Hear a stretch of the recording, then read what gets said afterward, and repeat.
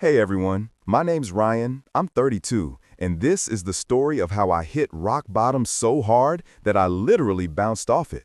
And if you stick around till the end, you'll understand how four simple words from a stranger completely flipped my life upside down in the best possible way. It all started on a random Tuesday, the kind that already feels cursed the moment you wake up. You know those mornings when your coffee machine decides it's done with you, your phone dies at 5%, and your bank app greets you with a number so small it should be illegal? Yeah, that kind of morning.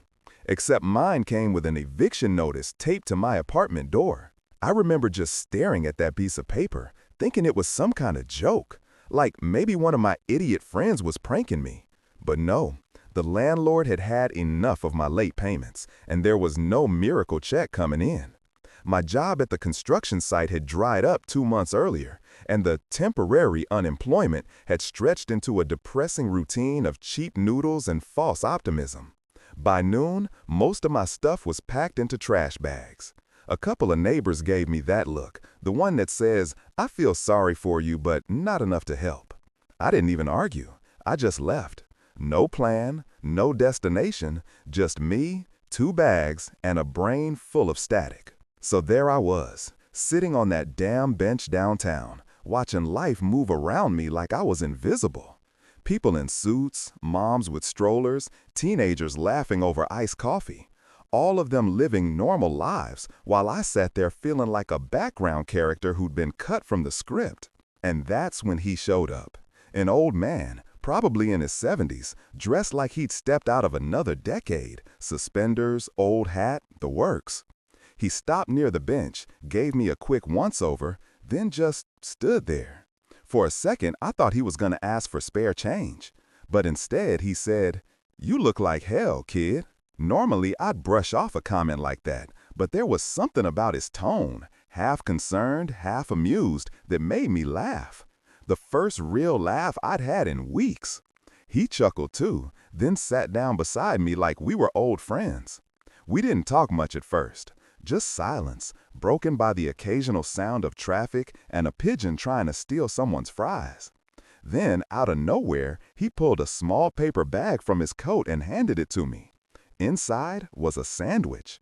Not some sad gas station sandwich either. It was fresh, real bread, real meat.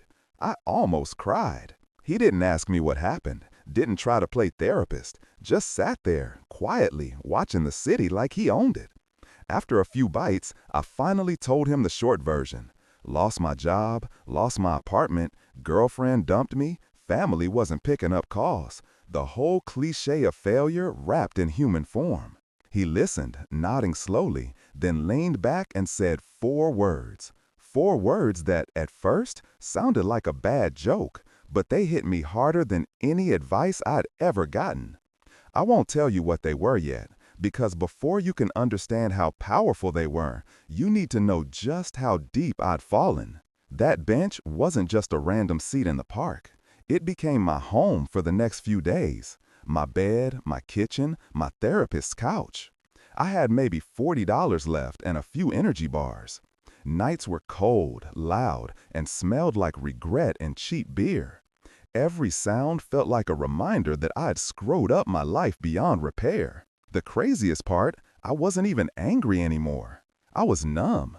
Anger takes energy, and I didn't have any left. I'd lost my spark, the part of me that used to fight back. But that old man, he kept showing up. Same time every morning, sometimes with coffee, sometimes with silence. I never asked why. I guess I didn't want to ruin whatever weird balance we had. And then one morning, he said something that started to crack the shell I'd built around myself. It wasn't the full phrase, not yet. Just a tease, like he knew I wasn't ready for the truth. He said, "You're sitting in your own story, kid. The question is, are you going to write the next chapter or let someone else end it?" That one hit different. I didn't even know what to say. Maybe that was the moment something inside me started to shift, even if I didn't realize it yet. Stick around, because in the next part, I'll tell you exactly what happened after that and why those 4 words from him turned my entire life around. The next few days blurred together like some cheap black and white movie on repeat. Same bench, same pigeons, same old man who seemed to show up out of nowhere every morning. I never asked his name. It felt like names didn't matter anymore, like we were two ghosts haunting the same spot for different reasons. Every morning he'd bring something small, a cup of coffee, a bagel, once even a newspaper that he probably picked up from a trash can. It wasn't pity, at least it didn't feel like it. It was more like he'd already been where I was, and he was just keeping me company until I found my way out. You know what's weird? When you have nothing left, your brain starts noticing tiny details, like how the city smells different at sunrise, or how strangers avoid eye contact with people who look like me. I used to be one of them, the ones pretending not to see. But when you're on the other side, you realize how invisible you truly are. One night it rained so hard that my bags were soaked through. I was freezing, shivering under a thin blanket that smelled like the end of hope. The next morning when the old man showed up, I almost lost it. I wasn't angry at him, just angry at everything. The world, my luck, myself. I told him I didn't want his damn coffee. I told him to leave me alone. He didn't leave. He just sat there, sipping his drink, letting me vent like a broken record stuck on self-pity. When I finally shut up, he handed me a napkin and said, "You done yet?" That actually made me laugh. I think that was the first time I realized how ridiculous I sounded, like I was auditioning for a tragedy no one wanted to watch. Later that day, I found a broken payphone near the corner store. I used my last few coins to call my ex, Jenna. Stupid, I know. I wasn't even sure what I wanted to say. Maybe that I missed her, or maybe I just wanted to hear someone pretend they cared. She picked up after 2 rings. Her voice hit me like a punch, calm, polite, and completely detached. The kind of tone you use when you're talking to someone you've already buried emotionally. I asked how she was doing. She said she was fine. I asked if she ever thought about me. She paused, then said, "Ryan, you made your choices." That one sentence replayed in my head for hours. My choices. As if every mistake I'd made had been intentional. I guess part of me wanted to believe I was a victim of bad luck, but deep down, I knew she was right. I had made my choices, and they led me straight to that bench. That night, the old man didn't show up. For the first time since I'd met him, I sat there completely alone. No sandwich, no sarcastic remarks, no quiet companionship. Just me and the sound of the city swallowing itself alive.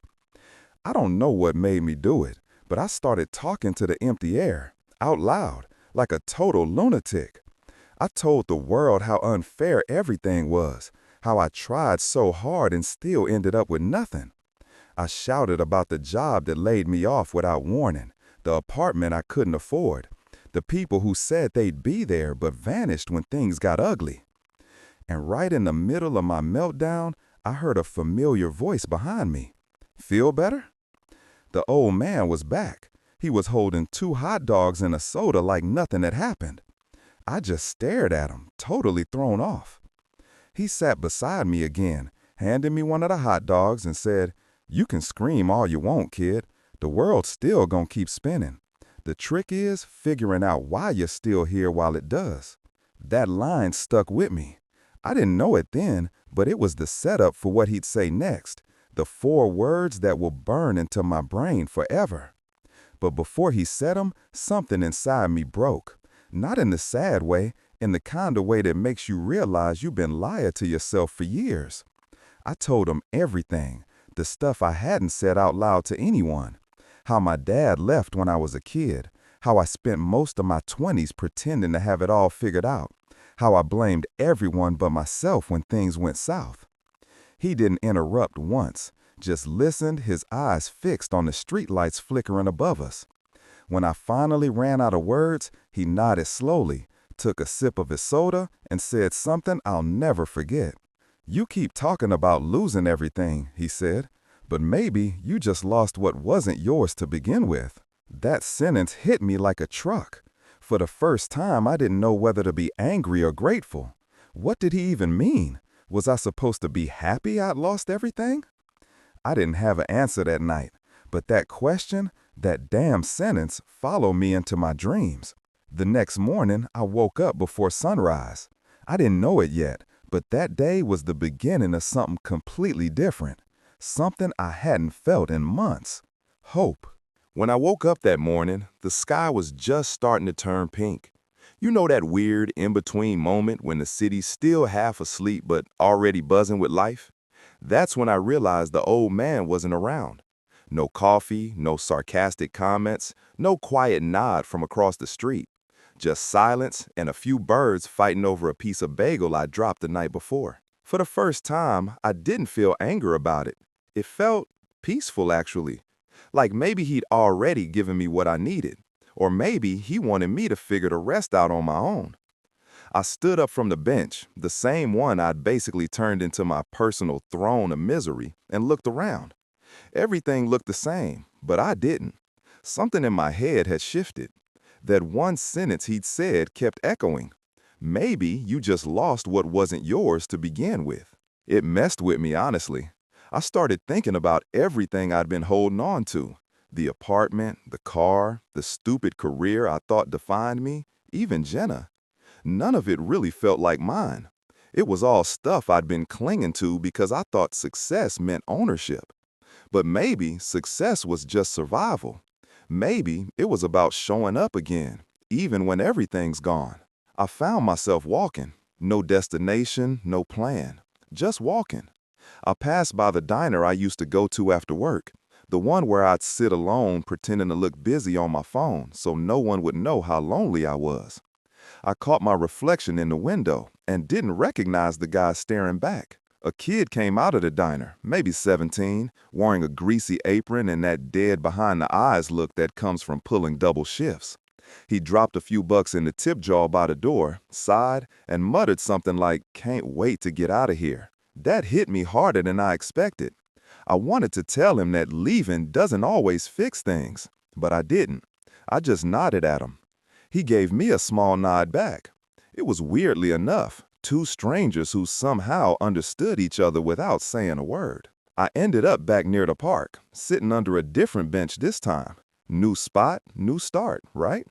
I pulled out my phone, which I hadn't turned on in days, maybe weeks. Battery was at 8%.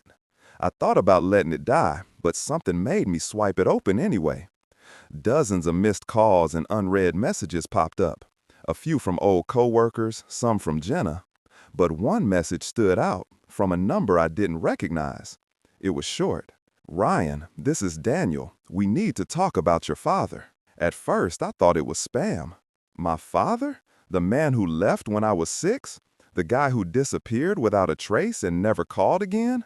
What could there possibly be to talk about? Still, curiosity got the better of me. I texted back, asking who Daniel was. The reply came instantly. "I'm your father's lawyer. He passed away 2 weeks ago." I froze. I didn't even know how to process that. Dead? 2 weeks ago? And why the hell was his lawyer texting me? Daniel said he needed to meet in person. Something about final affairs and private documentation. I almost laughed. What could my dead father possibly leave me? A box of regrets and unpaid bills? But something about the message felt serious. That night, I went back to the bench where I first met the old man. He still wasn't there. I wanted to tell him about the message, how the universe suddenly decided to throw another curveball my way. But he was gone, and the only response I got was the wind brushing against the trees. The next morning, I walked to Daniel's office. It was one of those sleek downtown places that smell like coffee and paperwork.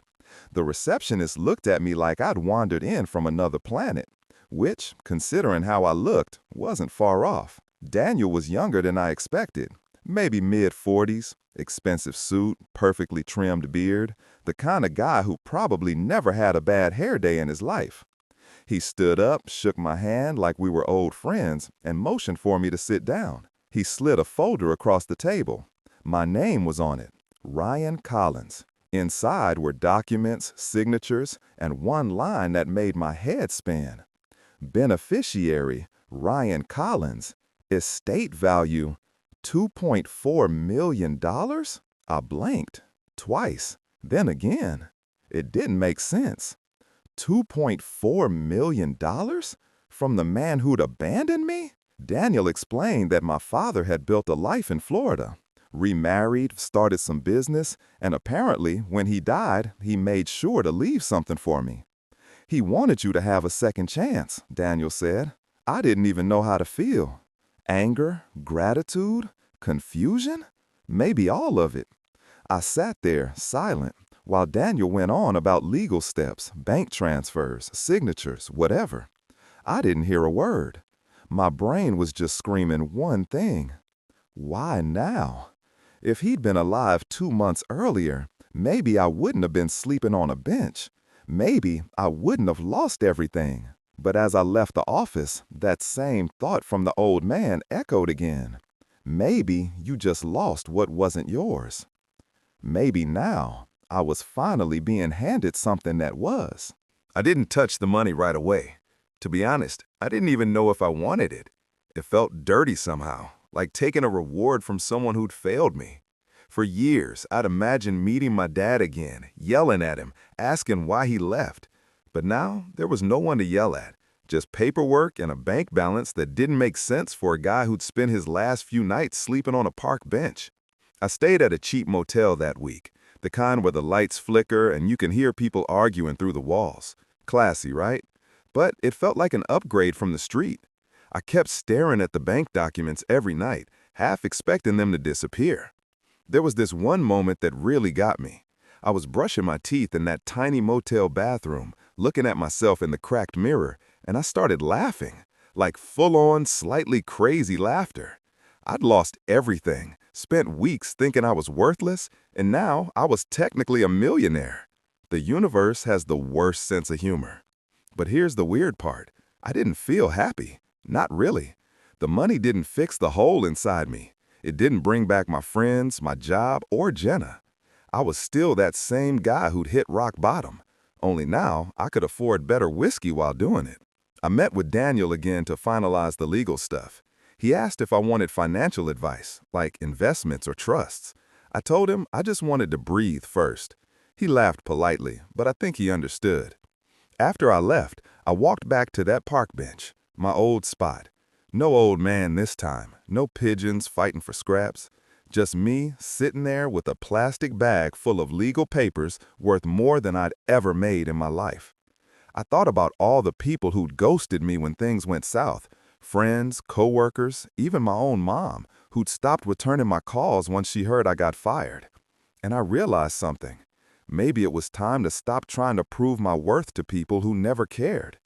That night, I went online for the first time in months. I booked a flight to Florida. If my father had built a life there, I wanted to see it, not for closure, but maybe just to understand who he really was. The flight was early. I sat next to an old lady who smelled like peppermint and regret. She talked the entire flight about her cat and her grandkids. Normally, I'd hate that, but something about her reminded me of the man from the park. That same calm energy, like she'd seen it all and didn't care to judge anyone anymore. When I landed in Florida, Daniel had arranged for someone to meet me at my father's old house. It was in Clearwater by the beach. Quiet, almost too perfect. The house looked like it belonged to someone who had his life together, which made me hate him even more. Inside, everything was neat. Pictures on the walls of him and a woman I didn't know, maybe his second wife. There were also photos of a boy, probably my half-brother. He looked about 10. That hit me hard. This guy had started a whole new family, while I'd spent my childhood wondering why he didn't want me. Daniel's assistant handed me a small envelope before leaving. "Your father left this for you," she said, then disappeared before I could ask anything. The envelope was light. Inside was a handwritten note and an old pocket watch. The note read, "Ryan, I know I don't deserve your forgiveness, but if you're reading this, it means I never got the chance to earn it. I left because I thought I wasn't good enough to raise you. I spent the rest of my life trying to be someone you wouldn't be ashamed of. The money isn't a gift. It's what I owed you for the years I wasn't there. The watch belonged to your grandfather. He used to say, You can't fix the past, but you can buy yourself time to make peace with it. I stared at that note for a long time. It wasn't some dramatic Hollywood apology. It was simple, almost pathetic in its honesty. And for some reason, that made it worse. Because deep down, I wanted to hate him. But now, I just felt tired. I took the watch with me to the beach. The sun was setting, and for the first time in forever, I didn't feel like running. I sat there, holding that watch, listening to the waves, and it hit me. Maybe the old man at the park wasn't some random stranger. Maybe he'd been sent to remind me that losing everything isn't the end. It's just the start of whatever comes next. I couldn't tell if I believed in signs or destiny, but something about it felt connected. And just when I started to think maybe things were finally calming down, my phone buzzed. A new message. No name, just a number. Ryan, we need to talk. It's about your father's company. Here we go again. The message came late at night while I was still sitting on the beach with my father's old watch in my hand. Ryan, we need to talk. It's about your father's company. At first, I thought it was a scam. You'd be surprised how many fake relatives suddenly appear when your bank account grows a few zeros. But this one felt different. The number wasn't random. It was from Clearwater. I ignored it at first. Then came another text. Your father's business isn't as simple as you think. You're in danger. Yeah, okay, because that's exactly what I needed. A mystery message while I'm still processing my entire existence. But something about it made my stomach twist. So I replied, "Who is this?" No answer. The next morning, I walked to a local cafe just to get my head straight. I couldn't even taste the coffee. My brain was too busy running in circles. That's when a guy in his mid-40s walked in, suit too sharp for this kind of place, and looked straight at me. He sat down, like we'd planned the meeting. Ryan, right? He introduced himself as Mark. Apparently, he'd been my father's business partner. He looked nervous, constantly glancing at the door like someone might burst in any second. He told me my father's company wasn't just some random real estate business. It was sitting on a pile of debt and legal mess that could make even the IRS blush. Your father trusted the wrong people, Mark said. He was trying to fix things before he died, but let's just say he didn't make it in time. I just stared at him. My brain refused to process it. I mean, I just found out my dad left me $91 million, and now this guy was telling me I might actually owe someone millions instead? Mark slid a folder across the table. Inside were contracts, receipts, and some old emails between him and my father. It looked legit, too legit. Apparently, after my dad's heart attack, some people in the company started doing shady stuff. Fake transactions, shell companies, that kind of crap. The kicker? My name was already listed as a successor in the corporate records, meaning whatever legal mess my father left behind could land straight on me. I laughed, but not the funny kind, more like the "I'm about to lose my mind again" kind. Mark leaned in closer. Look, I know you didn't ask for this, but there's something else. Before he died, your father mentioned a backup account, something meant to protect you if everything went south. He said only you could unlock it. That got my attention. He explained that my father had some kind of digital safe, accessible only with two things, a handwritten code and a physical key. The key was supposedly hidden somewhere in the house. So, guess who spent the next 12 hours tearing apart a dead man's perfect beach house like a raccoon on caffeine? Drawers, photo frames, behind the fridge, even inside the damn toilet tank. Nothing. I was exhausted, sweaty, and ready to punch a wall when I noticed the pocket watch again. It had been in my hand all day, but I hadn't really looked at it closely. Something about it felt off. I flipped it over and noticed tiny scratch marks on the back. When I twisted the small dial a certain way, the back popped open. And there it was, a microchip taped to the inside. I almost dropped it. Inside the chip was a file, encrypted but labeled for Ryan only. I stared at it, my heart racing. That old man from the park, the note, the money, it all suddenly felt connected. like my father had been pulling strings from beyond the grave. The next morning, Mark called again, sounding panicked. "You need to get out of that house, right now. They know who you are." "Who?" He didn't answer. The call dropped. At that exact moment, I heard a car door slam outside, then another. When I looked out the window, 2 black SUVs were parked in the driveway. For a second, I thought it was some sick joke.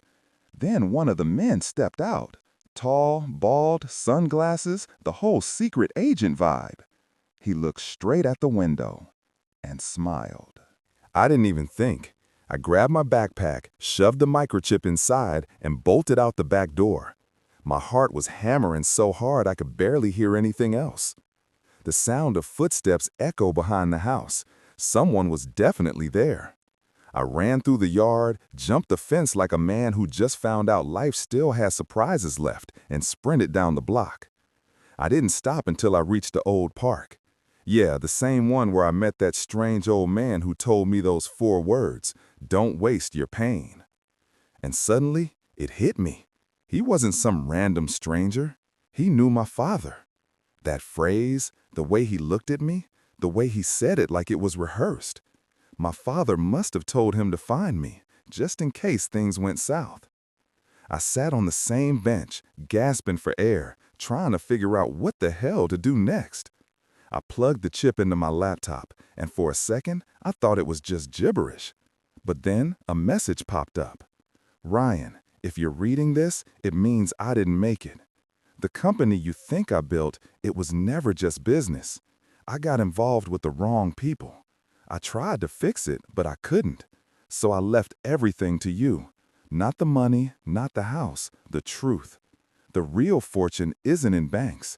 It's in what you choose to do next." Attached was a document with all the evidence, names, offshore accounts, signed deals, the whole dirty mess. It was enough to burn half of Clearwater's elite to the ground. For a moment, I just stared at the screen. My hands were shaking. I could expose everything, ruin the people who destroyed my father, the ones who'd come after me now. But that would also mean giving up the life I just started rebuilding. That's when I realized those 4 words weren't about comfort. They were about purpose. Don't waste your pain. I called Mark and told him I was done running. He sounded terrified, begged me to stay hidden, but I'd already made up my mind. A week later, the files were on every major news site in Florida. Anonymous leaks, detailed evidence, video recordings, everything. The company's board collapsed overnight. The big guys, the ones who thought they could bury the truth, ended up in court. Some of them in handcuffs. I watched it all unfold from a cheap motel room with a vending machine coffee in my hand. No fancy mansion, no yachts, no bodyguards. Just me, a laptop, and the feeling that maybe, for the first time, I'd done something that actually mattered. A few days later, Mark showed up. He looked exhausted, but relieved. He told me the authorities were cleaning up the mess, and then, out of nowhere, he handed me an envelope. Inside was a short handwritten note. "Proud of you, kid. You did what I couldn't. Love, Dad." No signature, just that. I don't know how it got there. Maybe my father left it with Mark. Maybe it was written long ago and just found its way back to me. But it didn't matter. I sat there for a long time, watching the sun come up, thinking about how weird life can be. How one stranger's 4 words can rebuild a person from nothing. I still don't have everything figured out. I don't live in a mansion or throw parties on yachts, but I've got a small apartment, a job I actually like, and a sense of peace I never had before. Sometimes I go back to that park, sit on that same bench, and watch people pass by, tired, lost, broken, just like I was. And I wonder if I'll ever get to say those 4 words to someone else someday. Because if there's one thing I learned from all of this, it's that no pain is ever truly wasted, unless you let it be.